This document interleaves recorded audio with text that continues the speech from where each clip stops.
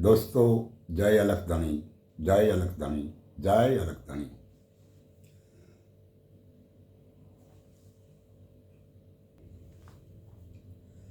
दोस्तों, आज हम जो बात बताने जा रहा हूँ वही बात आप सब बहुजन समाज के लोगों को अच्छी तरह से सुनना होगा और इन्हें समझना भी होगा। यदि आप और हम ये सच्चाई नहीं समझिए और झूठाई को हटाएंगे नहीं, तब तो हमारे लिए पहले जैसी गुलामी का बाड़ा बजने वाला ही है। इसलिए हमारे जो महापुरुषों ने हमें जो बात बताई गई है, यही बात अवश्य ध्यान में रखना चाहिए और इस बात पर फोकस करना पड़े तो करना पड़े, क्योंकि जो मनोवादी लोग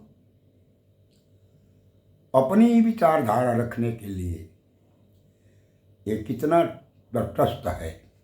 जो मुट्ठी भर लोग एक बहुत संख्याक लोगों को अपनी गुलामगिरी में रखने के लिए इतना जोर करते हैं कि बहुजन समाज इन मनोवादियों की बातों में आकर इनके गुलामी की करने की बातें करते रहते हैं। आज भी ऐसा हुआ है। इसीलिए आप सबको अवश्य जागरूक हो जाना चाहिए, क्योंकि हमारे महापुरुषों ने हमने जो बात बताई है, यही बात ऊपर हमें जरूर अवश्य विचार करना पड़ेगा, क्योंकि हर एक सदगुरु संत महापुरुषों ने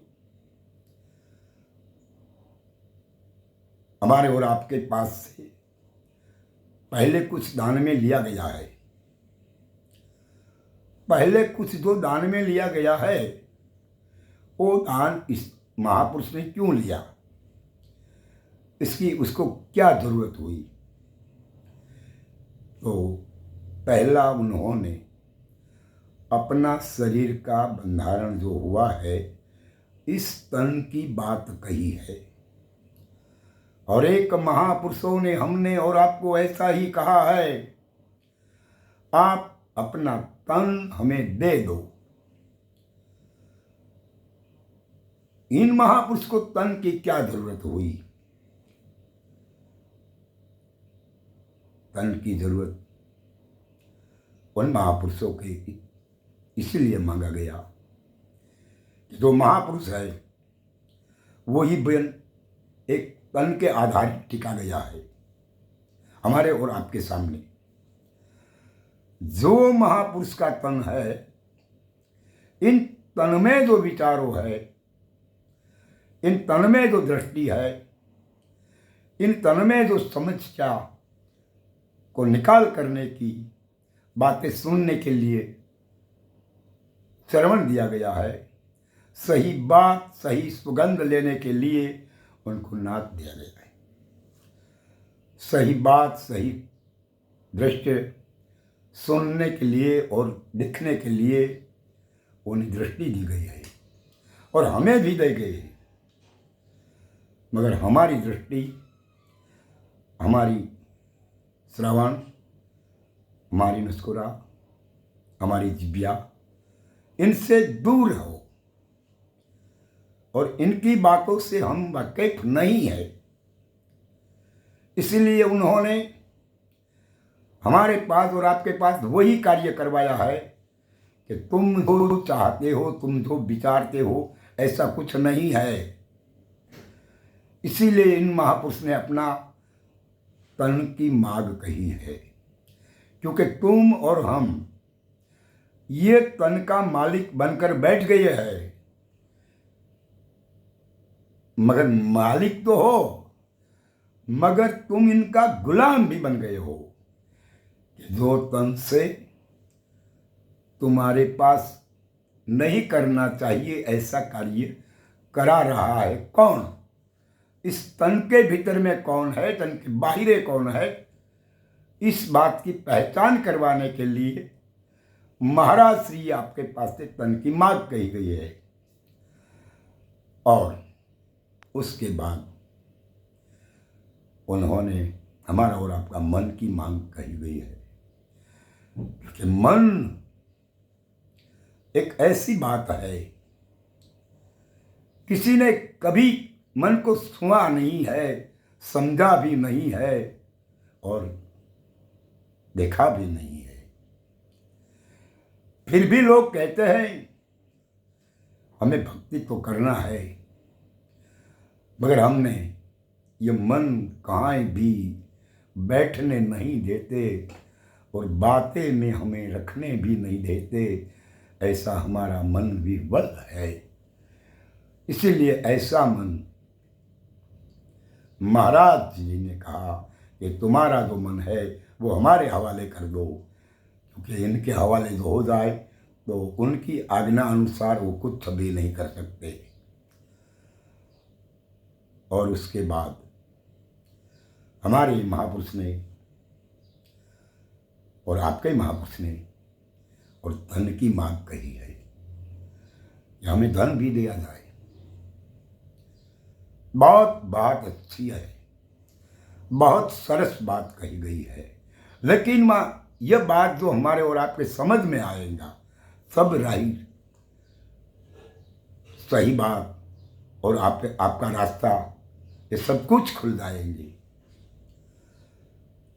अब जो धन की बात कही है, बहुत लोगों ऐसी विचार करते हैं कि इन्होंने लक्ष्मी की मांग कही गई हो, मगर ऐसी बात नहीं है।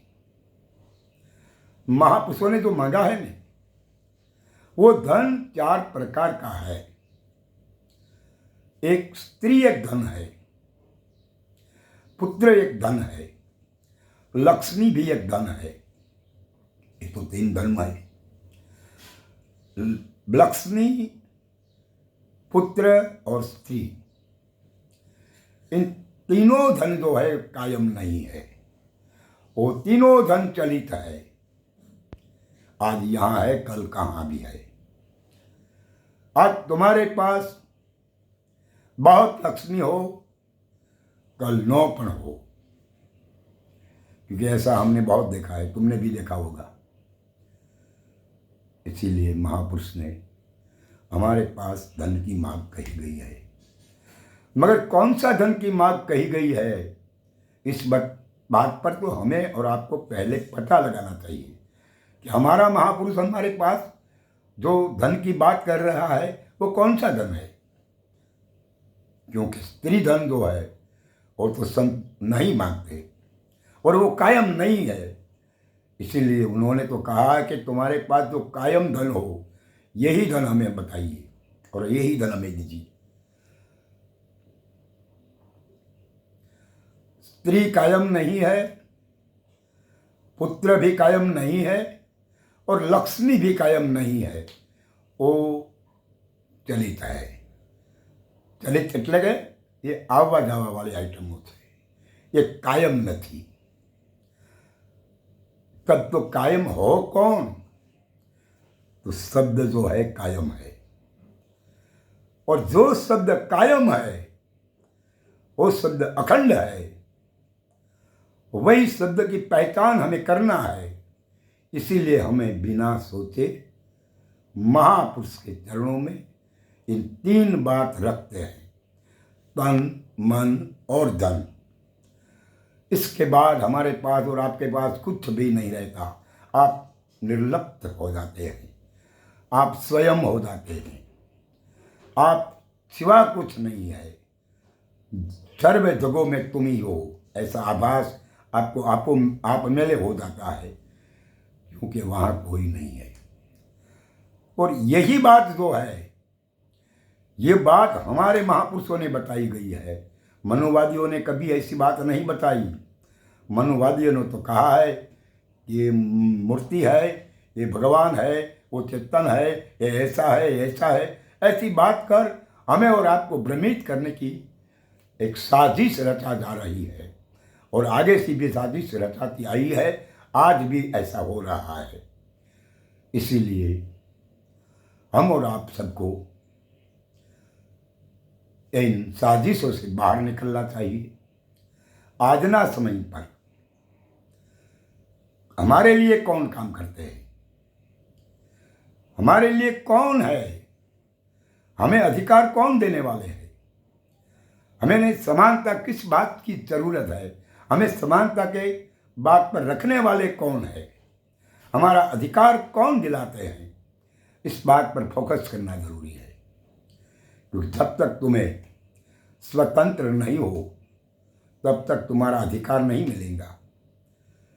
तुम्हें गुलामी की बात जो है इनसे छूटना है, इनसे स्वस्थ और स्वतंत्र हो जाना है, तो आपको ये मनुवादी विचारधारा को छोड़ना पड़ेगा।